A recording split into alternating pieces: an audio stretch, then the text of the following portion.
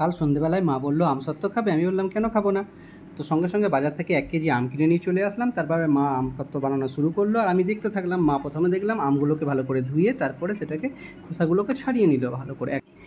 এখানে আমের দামটা কমই আছে। এই আমটা আমরা কিনেছিলাম কাঁচা মিঠা আম। তো এই আমটা আমরা এখান থেকে 10 টাকা কেজি দরে কিনে এনেছিলাম। ঠিক আছে, আমগুলোকে ছাড়ানো হয়ে যাওয়ার পরে মা এবার সেগুলোকে ছোটো ছোটো করে কাটতে শুরু করলো। ছোটো ছোটো করে কেটে নেওয়ার পরে তারপরে সেটাকে একটা পাত্রের মধ্যে নেওয়া হবে। ঠিক আছে, মাকে আমি কিন্তু সেখানে সাবধান করছিলাম যে কাটার সময় ধীরে ধীরে করে আমটা তুমি কাটবে। চপিং বোর্ডে কাটা অভ্যাস না থাকলেও মা মোটামুটি ভালোভাবেই কেটে নিয়েছে এবং কাটার পরে এবার ধীরে ধীরে একটা পাত্রের মধ্যে রাখা হয়েছে। এই দেখো আমাদের পাত্রের মধ্যে রাখা হয়েছে আমটাকে। এরপরে আমরা কী করলাম না, গ্যাসটার ওভেন জ্বালিয়ে দিলাম এবং আমরা সেখানে একটা অল্প পরিমাণে জল দিলাম। জলটাকে দিয়ে এবার সেখানে গরম করতে থাকলাম। গরম করার পরে তার মধ্যে আমরা আমটাকে ঢেলে দিলাম। আমটাকে ঢেলে দেওয়ার পরে মা এবার দেখলাম সেটাকে খুন্তি দিয়ে একটুখানি হালকা করে নেড়ে তার মধ্যে আরও একটু সামান্য পরিমাণে জল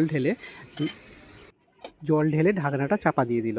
এরপরে এরকমভাবে কিছুটা সময় ধরে আমটা ফুটতে থাকলো এবং বয়েল হয়ে যাওয়ার জন্য আমরা প্রায় 4 থেকে 5 মিনিট ওয়েট করলাম। আমটা বয়েল হয়ে যাওয়ার পরে এবার সেটাকে আমরা ভালো করে স্ম্যাশড করে নিলাম আমটাকে।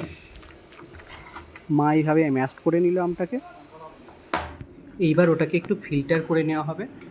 ফিল্টার করে নেওয়ার জন্য মা যথারীতি ফিল্টারটা নিয়ে আসলো এবং নিচে একটা কাঁচের বাউল রেখে দেওয়া হয়েছে। এবার হাতার মধ্যে দিয়ে তুলে ওটাকে ওই ফিল্টারের মধ্যে রাখা হলো। ফিল্টার মানে এখানে ছাঁকুনি ব্যবহার করা হয়েছে নর্মালি। এবার ওই ছাঁকনির মধ্যে দিয়ে ভালো করে ওটাকে ছেঁকে নেওয়া হলো, যাতে ওর মধ্যে মোটা মোটা কোনো রকম মানে গোটা আম না থেকে যায়। তাহলে সেটা কী হবে না, সেটা ভালো করে চিনির সঙ্গে মিক্সড হবে না এর পরবর্তী স্টেপে। তো এইভাবে আমরা ফিল্টার করে নিয়েছি। ফিল্টার করে নেওয়ার পরে আবার কড়াইটা চাপিয়ে দিয়েছি এবং সেখানে হালকা করে জল দিয়েছি।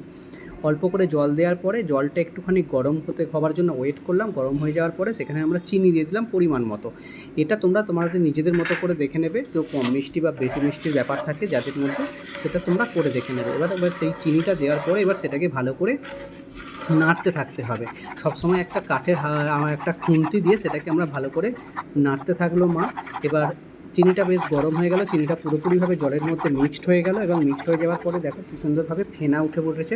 এবার ফেনা ওঠার পরে তারপরে তার মধ্যে মা এবার ওই ফিল্টার করা আমের পাল্পটা ওখানে দিয়ে দিল।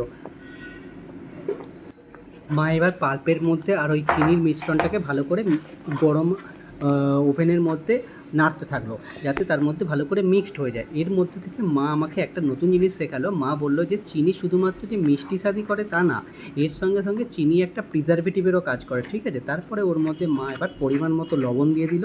লবণ দিয়ে সেটাকে আবার ভালো করে মিশিয়ে নিল। মা বললো যে এই মিশ্রণ হচ্ছে যে কোনো রান্নার ক্ষেত্রে খুবই গুরুত্বপূর্ণ। তার সঙ্গে এবার মা কী করলো না, হালকা পরিমাণে চিলি ফ্লেক্স দিয়ে দিল।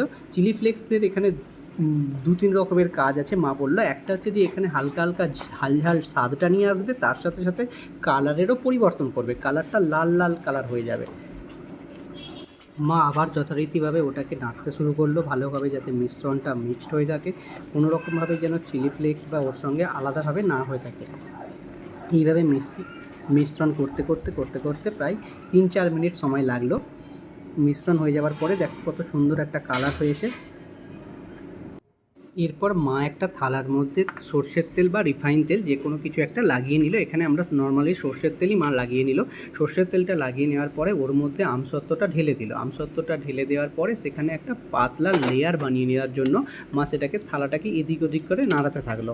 নাড়িয়ে নাড়িয়ে যদি ও না হয়ে থাকে তখন একটা হাতা বা খুন্তি দিয়ে সেটাকে হালকা হালকা করে টেনে টেনে একটা পাতলা লেয়ার বানিয়ে নেওয়া হলো। নেওয়ার পরে এবার সেটাকে ফ্যান বা রোদ্দুরের মধ্যে শুকিয়ে নিতে হবে।